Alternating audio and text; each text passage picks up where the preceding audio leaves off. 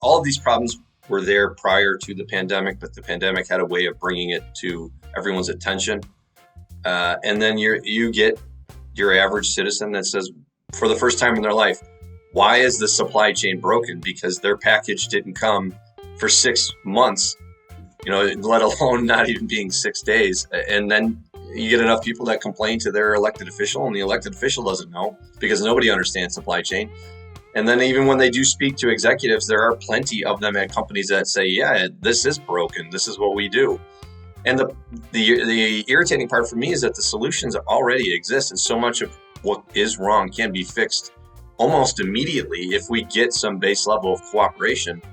And I don't want to sound like an idealist, but some of these fixes are things that make businesses not only more profitable, but lower cost to the consumer and end up decreasing our footprint on the environment. So I hate the terms, but it's like the win-win-win, and everybody is in nirvana on this. Why are we not doing these things?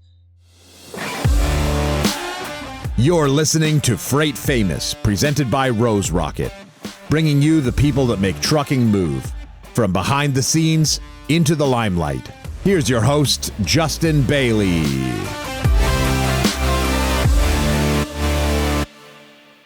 Hi, everyone. Welcome to Freight Famous, a podcast produced by Rose Rocket. New episodes of Freight Famous will be released twice a month on this podcast. We talk with guests about how they build, scale, and automate their trucking businesses, or in the case of them not owning a trucking or logistics business, how they can offer some advice to you to help you build, scale, and automate your trucking or logistics business. I am your host, Justin Bailie, co-founder at Rose Rocket. I'm super excited to introduce my guest today, Kyle Lintner. Kyle is currently the Data Analytics Advisor for VHub and the VP of Partnership and Data Analytics at Breaker. He has 20 plus years experience of reducing risk across asset classes, and most recently within the balance sheets of the freight industry. He's a frequent news commentary contributor in print, television, and radio for analytical, logical, and objective assessments of current freight market dynamics, conditions, and industry participants. Welcome, Kyle. Thank you for having me, Justin. My pleasure. I want to start today actually doing something a little different. I'm going to read something that you wrote on LinkedIn that caught my attention. And I will say for listeners, if you haven't seen Kyle on LinkedIn, I was mentioning this before the show started, that Kyle is certainly one of my absolute favorite, and I have no shame in saying this, maybe even at this point my favorite.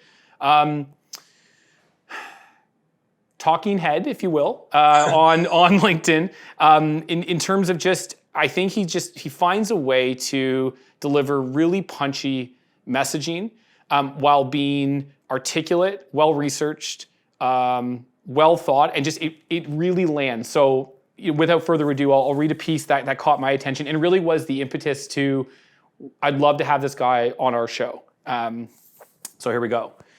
Dear Freight, we don't need any more predictive anything. You can't tell me yesterday's rates, let alone Tuesday's. So can you please stop solving for X and start solving for Y? WHY. Why is there debate about the price of a lane? Why does the industry average 20% empty miles? Why is driver turnover 100%? Why are there annual RFPs if neither volume nor price, non-asset provider, are predictable? Why are contracts non-binding? Why are there no standards for metrics, best practices, procedures, or even verbiage? Why are conferences one giant pay-to-play sales pitch instead of actual conversations to progress the industry forward? Why do trailers sit empty for months within walking distance of facilities desperate in need of them? Why do owner-operators need 17 different apps to find their next load? Why do we push factoring payments on the little guys while enterprise shippers move out to 120-day terms? Why are fuel surcharges manipulated game? Why is screaming bloodbath at the top of media lungs any different than shouting fire in a crowded theater? I'm not looking for the reasons why these questions persist. The answers are painfully obvious. I'm looking for those shippers, carriers, brokers, third parties, academics interested in solutions. Like, comment, share, spread the word, message me if you want to be involved. Better is coming. Better is coming, by the way, is trademarked, which I found hilarious. And so that was what I read, what I pressed like on immediately, and I loved because of how truthful, prescient, and well observed those things were. So I don't even know where to go from here with that, other than that just really landed with me. So I think, Kyle, for me, as I've known you for all of 10 minutes before the show. Who are you? I'm the most interesting Outside man of in the the world. bio. No, uh, I think I'm just a person who, when they see something is broken, wants to fix it. And I am just shy of 4 years inside of freight now. Um, and I'm growing more frustrated by the day, but not in a negative manner, in a way that just wants to continue to progress this industry that I'm relatively new to. There are so many things that are, I think, broken that don't need to be broken, that are easily solvable. It's just getting the message out there to the right people. And so new to the industry, but clearly not new to thinking critically. So what were you doing before here, and what brought you here? Good question. So prior to freight, I had spent my entire professional career in tradable markets, particularly as a member of the Chicago Board of Trade. So I started thinking of all of the weird things that someone could trade, or all of the movies that you've seen. I was one of those people that stood in the pit and yelled and flashed hand signals. Um, I've traded anything and everything that you can imagine underneath the sun. So critical thinking is something that was part of my day-to-day living. That's figuring out which direction or how to reduce risk on an asset is what I did for a living. And how I got into freight was because of that. A friend of mine was an executive at an asset-backed brokerage in Chicago, went to a conference where they were announcing a new derivative for freight. They were going to have freight futures, a way to reduce risk inside of the industry. I started as a consultant with that company to prepare them for the upcoming marketplace, and in the process of doing so, the messaging wasn't really landing with the executives at that company the way that I hoped and they thought. With that, the idea kind of came: if we aren't getting it with someone in the room explaining it to us face to face, other people are going to have a hard time understanding how to interact with this. Maybe we should start a business to help people do that, which is what we did. That company, K Ratio, ended up becoming a little bit more than just what it started out to be, as as most startups do.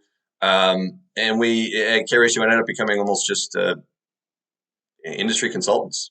We would show up with, here's what we do, what's your problem, we'll fix it for you routine. Developed a software along the way to try and help solve some of those same problems. And in the time there, because we were out meeting all of these different brokers, shippers, 3PLs, and hearing all of their problems, I think I got a unique perspective inside of the industry of what are the particular pain points that each individual participant feels, and an understanding on how to connect all of those different pain points from those differing participants to try and come up with solutions that connect those and solve for those. So I think the idea of freight futures came onto my radar probably around the same time you're speaking of. I almost kind of remember, like, as you're talking about those times. I'm even feeling like this is 2015, 16. Is this kind of where we're timing wise, or maybe a little later? I think that's when it was announced. The idea, or at least some public mention of it. The formal announcement was early 2018. Got it. 2019 was the launch. So I'm not. I don't pretend to be, and if you were to look at my stock portfolio, you would know that I'm pretty terrible in general at thinking through things, especially as they start coming to, just for me, buying and selling stocks is hard. I think the idea of puts, calls, shorts, hedging, futures is actually pretty complex and does go a little bit above my pay grade. But humor me and correct me when I use the wrong words. From my observation, it feels like academically, freight futures make sense, but in practice, it hasn't really, I'm going to just say, worked for simple speak. But can you help me and the listeners understand what are some of the big maybe differences between a general futures market and transportation that makes that so much more difficult, if it does even? Now, first off, your assertion is completely accurate. In theory, it makes complete sense. In application, it completely broke down. The product was delisted. because not many people used it. And the reasons why they didn't use it were some of the stuff that'll make a lot of sense when I say it.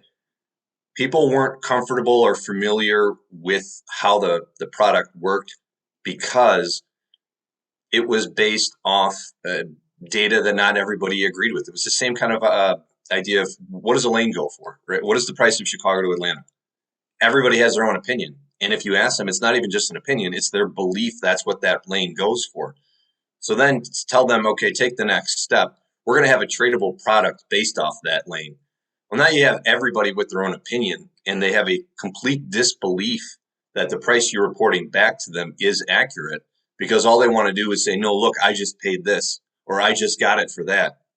And what they didn't understand is that we were taking in all of that data, and everything was put into one large basket to produce an average for the rate. So the lack of familiarity and comfortability with that price was probably the biggest reason we couldn't get people to do it.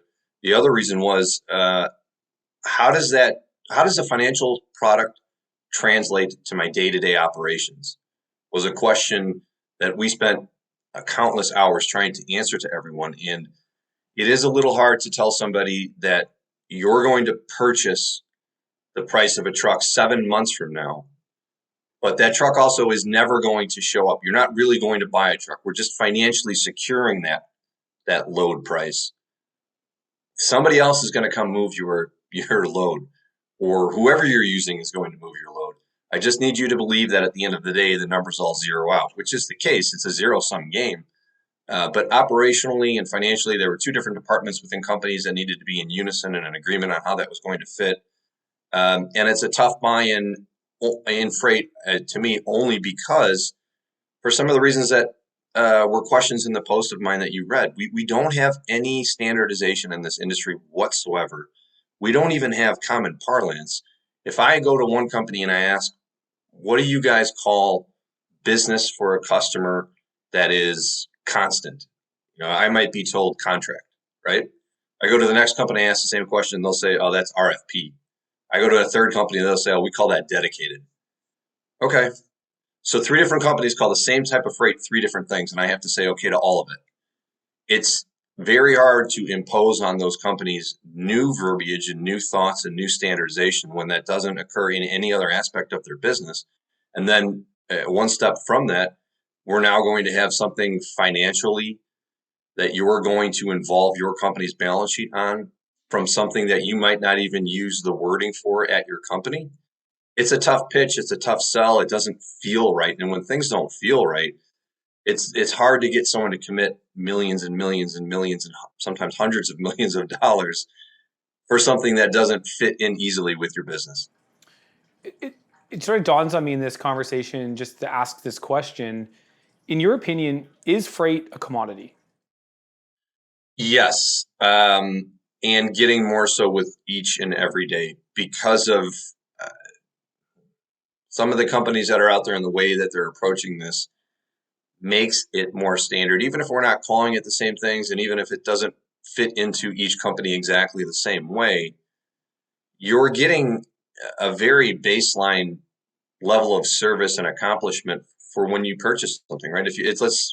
And this was part of what was done. It was drive-in only, so that 80+% of all full transportation freight over the road is drive-in. So let's just say it's drive-in. You have a load going from Chicago to Atlanta that's on a full truck, that's dry.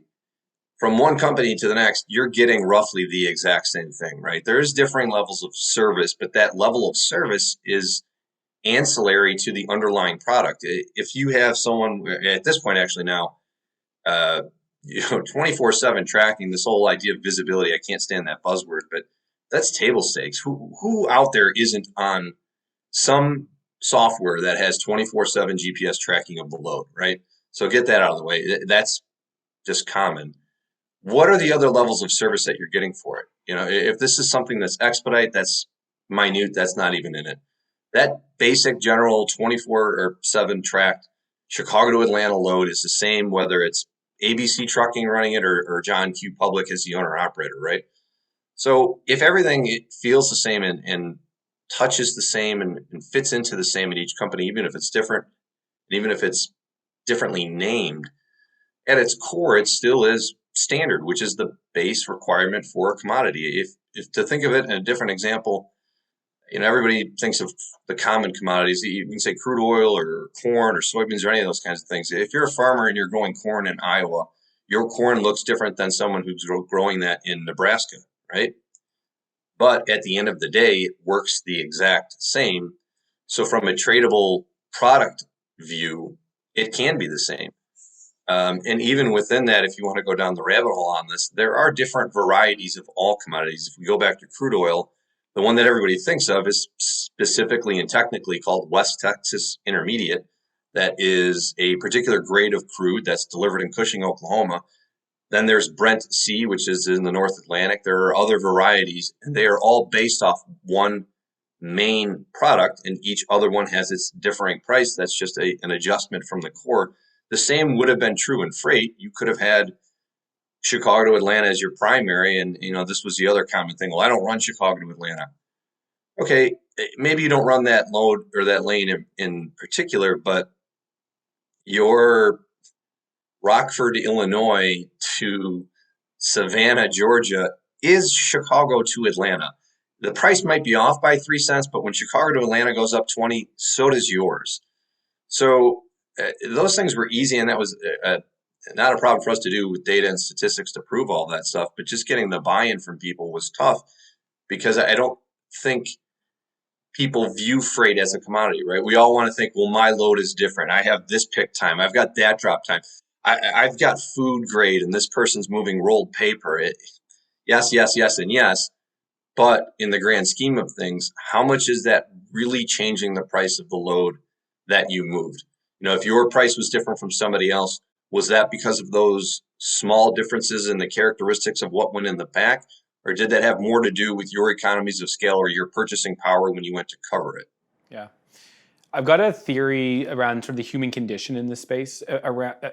Oh, yeah. To do with, and you kind of hit on it, it's that, and I don't know that this is something, and actually I'm pretty confident this is not a conscious thinking, and simply, again, this is just a theory of my own, because I have sometimes too much time to think about things like this, because I read stuff that you post on LinkedIn and it gets my head going down in different directions. But there's this idea I have where I think it would be very difficult to come to terms with the idea that your business is commoditized, because one of the things you hear often is that like and you said it, and I think you're trying to pick this apart. It's like, well, what makes you different? Well, service. Well, it's not really a thing, right? Like, service is something that I say often. It's something you prove after the sale. Like, service is a response to the activity. It's not, you don't do it live time. I mean, you may, but real service is based on trust. I have to trust you in order to let you execute the service first. So the trust has to be there.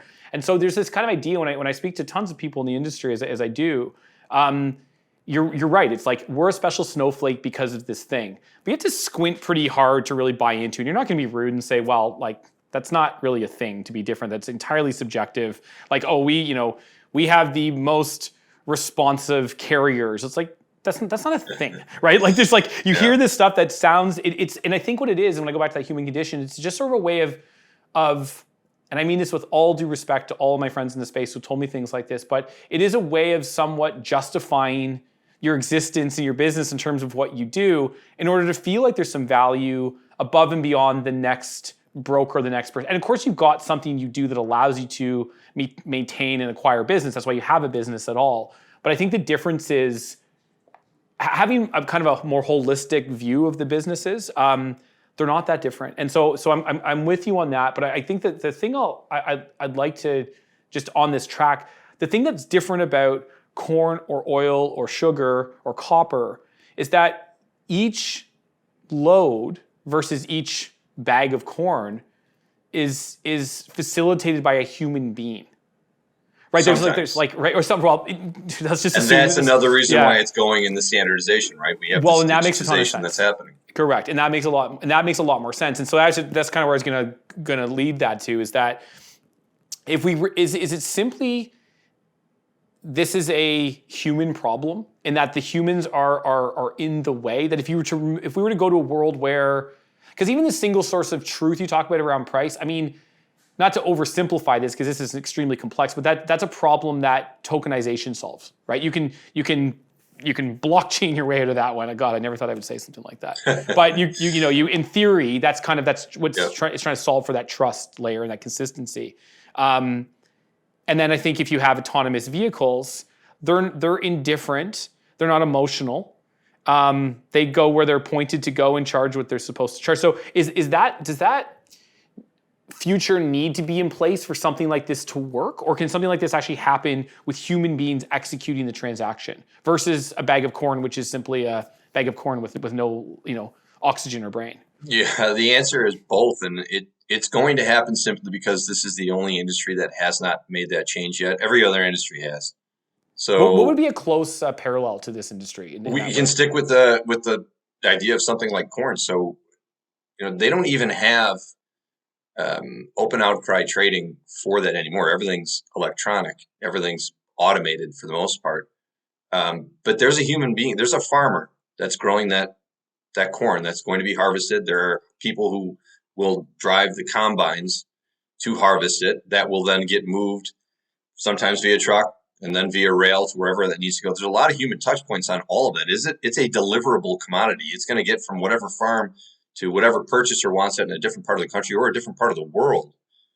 The part of it that gets traded is just the price of it. And that's, you mentioned, like getting a one single point of truth for a price is extremely easy in this industry. The hard part was the buy-in from the humans, because they want to keep that snowflake idea that this is my not only am I different, but my company's different. I don't know. You mentioned service, and that was something that would come up. Well, how do I know that if you were the shipper, how do I know that my freight's going to be treated the way that I want it treated if I'm using this product? And if you were the provider, it was the same thing. Well, we give a different level of service than other companies, so it's not fair for us to get lumped in.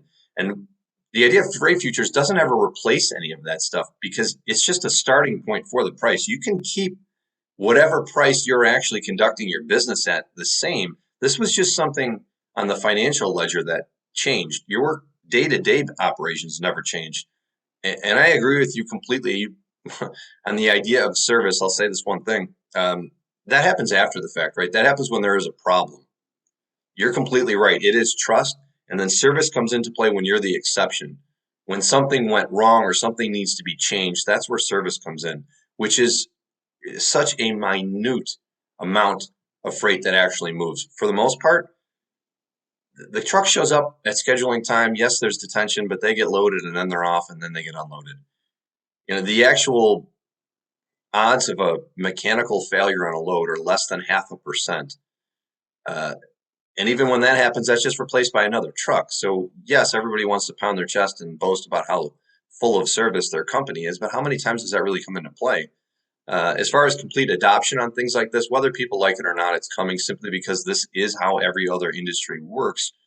It will just become how freight wants to get comfortable with it.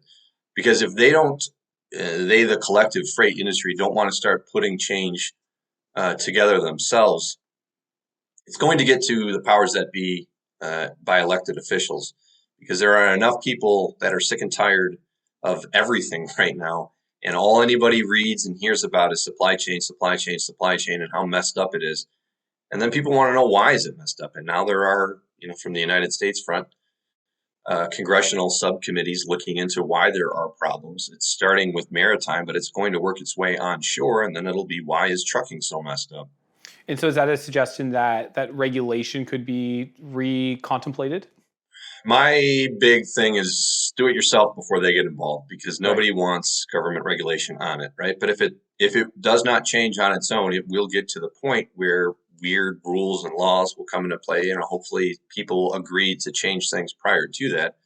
And some of the things that I talk about when I speak to companies or in private are not revolutionary ideas. They're centered around mostly a healthy, competitive cooperation amongst, they're not so much rivals, but your competitors. And if you're Knight Swift, you're going to have to be comfortable with the idea of Werner in some sort of relationship with what your business is, which is no different than anything that exists anywhere else. It would require some level of agreement from these companies to at least pool resources or share data or something, because the problems in freight are all fixable if we can just get that loose base level agreement between companies to at least start to progress. Yeah, it's interesting. I've had this similar thought, and I think just kept it to myself around the reintroduction of regulation, because, and again, this is just more through observation when I look around at how things are trending, not just in transportation but in general. That doesn't seem so far off center. So I think, to your point, there is acute pain in the view of Joe Public for the first time maybe ever in transportation that I'm least aware of. Yep. And you just kind of look at, I don't know, man. And again, I don't want to go down a political rabbit hole, and I'm not going to, but it just feels like, and maybe it was the pandemic, or maybe it was a confluence of a bunch of events that sort of spit it out on the other side, but it feels like government is going to get larger, not smaller. And it feels like this would be an area where, again, that some, I don't want to say it's overreach, but it seems like things are going to regulate more. Sort of the rise of the unions. Anyway, I won't go any further. But this is I see a scenario where that does occur as well. You guys had the trucker protests forever in Canada. It's those things, and you are 100% right. I think all of these problems were there prior to the pandemic, but the pandemic had a way of bringing it to everyone's attention. And then you get your average citizen that says, for the first time in their life, why is the supply chain broken? Because their package didn't come for 6 months, let alone not even being 6 days. And then you get enough people that complain to their elected official, and the elected official doesn't know because nobody understands supply chain. That's right. And then even when they do speak to executives, there are plenty of them at companies that say, yeah, this is broken. This is what we do. And the irritating part for me is that the solutions already exist, and so much of what is wrong can be fixed almost immediately if we get some base level of cooperation. And I don't want to sound like an idealist, but some of these fixes are things that make businesses not only more profitable, but lower cost to the consumer and end up decreasing our footprint on the environment. So I hate the terms, but it's like the win-win-win, and everybody is in nirvana on this. Why are we not doing these things? Let's talk about that a bit. And so this is, I like this thematically as, so this is fun. How do we commoditize our businesses for the better? And so how can companies, so you say these things are easier, there's low hanging fruit, and you didn't say it's easy, I'm paraphrasing. What are some things that come to mind that, in terms of organizations, what can they do to better, future-proof themselves, quite frankly? I know it's a pretty abstract question, but you can pick a few points if you'd like here. No, I'll answer it like this. The fix for much of what's wrong in freight begins with true standardization. And what I mean by that is, let's come up with some commonly accepted terms. Let's start calling things one thing, or at least for transactional business, one thing. We start with the actual load. If it is booked immediately or non-standard, that's spot, right? We're all going to call it spot. We're not going to call it ad hoc or any other name for it that every other company does. Let's come up with a term for anything that runs on a contractual way. Let's call it contract or RFP, whatever you want to call it. Let's start with that. Once the verbiage and the vernacular is in place for everybody, all that's needed is sharing of data. There needs to be one central clearinghouse of that data. And I'm not saying anything beyond an OD pair, the trailer type, and the price paid for it. Those and the date. Now, when you have those things, the ability to not only de-risk the financial portion of this, but the ability to start putting trucks in the right place at the right time for future demand happens instantaneous, because the same technology that can route those trucks to where they need to be already exists in other industries for different applications and has been around for 10 plus years. So now we have a reduction in empty miles. We have a reduction in wait times and dwell times. We have reduced the amount of fuel that gets consumed, the hours that are wasted by drivers. We have optimization and proper allocation of assets for the asset providers. We're doing more with less, and we're accommodating the plumbing, so to speak, for anything that starts to come in to the North America, we'll call it. So if the trucking component's fixed, now we can plug that into rail, you can plug that into maritime, and you can start to have this stuff run seamlessly, because everybody thinks there's this notion out there that we just need to get to autonomous vehicles, right? And that's problem solved. Trucks can run 24/7. They won't need the drivers. It'll be like the Jetsons. It'll all be amazing. It's not going to work like that, because the truck still won't be in the right place at the right time, because load planning and the variability in volume prevent those trucks from being in the right place at that true right time. It will get better and it will get hypothetically cheaper, but it's not like if that truck is in LA or needed in LA and it's not in LA, problem solved. If we had somewhere where all of these transactions were on that general ledger for all to interact with, the ability to move the needle in demand, which is price, to have that truck then allocated to it, is seamless. The algorithms are unfortunately much, much faster than humans and can solve for these multi-legged problems instantaneously and into the future. So now we're getting to that part where I don't have an issue sourcing capacity. I don't have an issue putting my truck where it needs to be. I don't have an issue waiting for things to get loaded or unloaded. We could actually move to everybody's ideal scenario of more drops, right? We have enough containers and trailers, but that's so hard to plan because of all the moving pieces. Human beings can't do it. The problem with some of these companies that are trying to digitally do it is anyone that's optimizing for their customers are only optimizing for their customers, right? That is siloed to whichever company you are at. If you were at Stuber Freight, your Stuber Freight companies are doing great. But if you're not part of that network, it doesn't help anybody. And the fact that not one provider is more than 2% of the marketplace means that we are extremely inefficient. Even if your company is efficient, how much are you really helping the overall network? This is why we have 20+% empty miles. Everything's planned, ad hoc, off the cuff, let me get it where it needs to be routine. That's just not the way it works. That's not the way it should be. And it's not the way that it has to be. It just requires people doing a little bit of cooperation.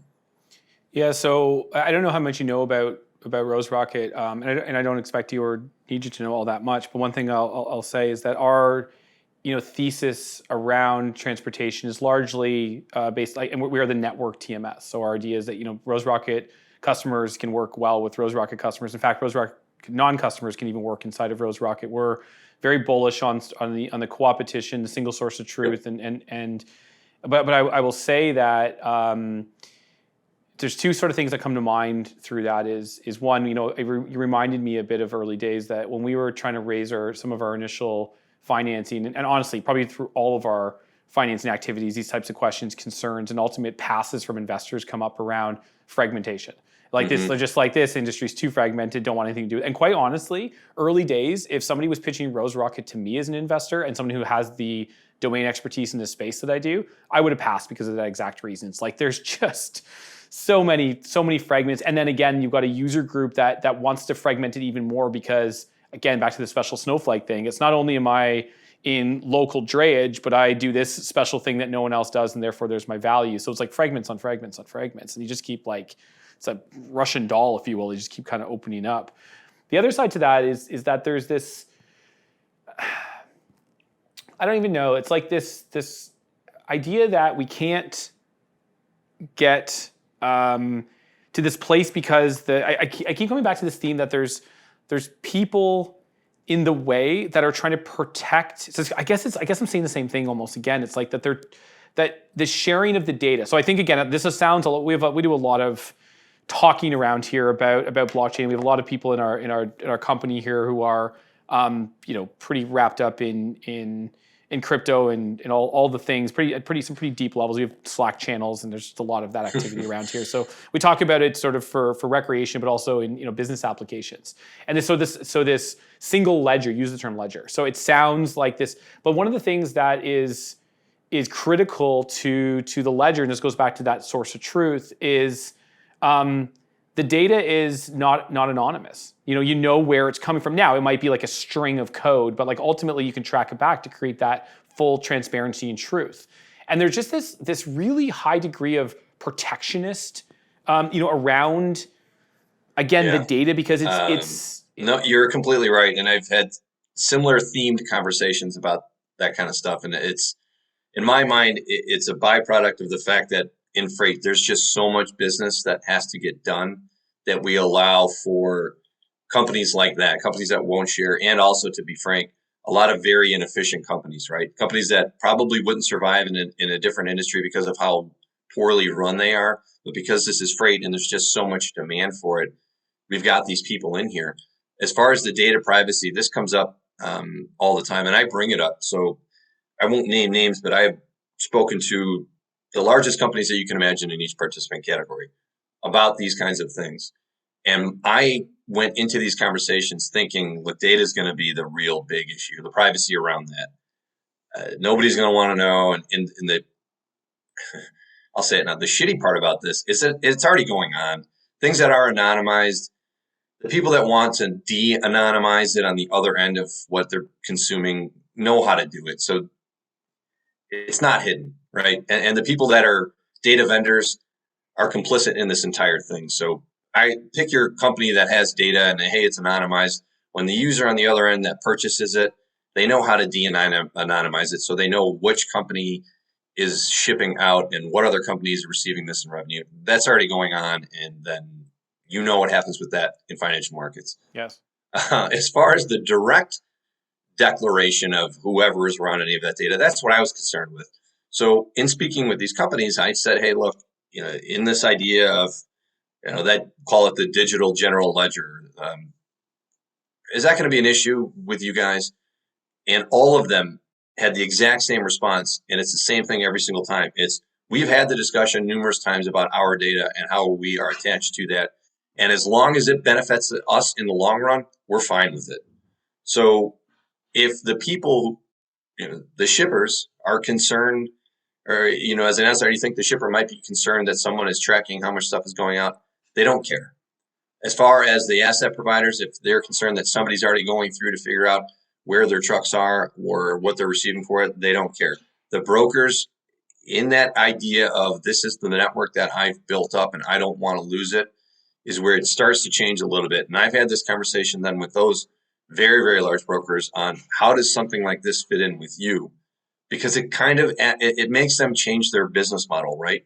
You move away from being rewarded for holding on to all of those carriers, and it forces you to have a true value prop and service offer to those carriers. It's almost like, hey, if you come and run loads through us, we will give you this, this, this, and this, and that's why you should choose us over those other non-S, over those other brokerages. And that's where I think, in my mind, this starts to go down the path of like a stock brokerage. You open your account at E-Trade or Scottrade or now Robinhood, whatever, right? You selected to go with them. Why did you go with them?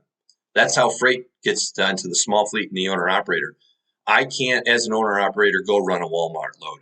If I sign up with this broker, now I can run the Walmart load. So the problem, and in very honest, open conversations with the brokers about that, is I like the sound of this. We can get behind this, but you are asking us to allocate resources to something we don't know what the return will be, when right now, if we put $1 into this, we know we're going to yield $3. Right. And I'll be honest, I don't have an answer for that. How do you look somebody in the face and say, no, don't do it? Yes, you are great at what you're doing and you know what you're doing and you're making money and you know that if you put $1 into it, you're getting $3 back.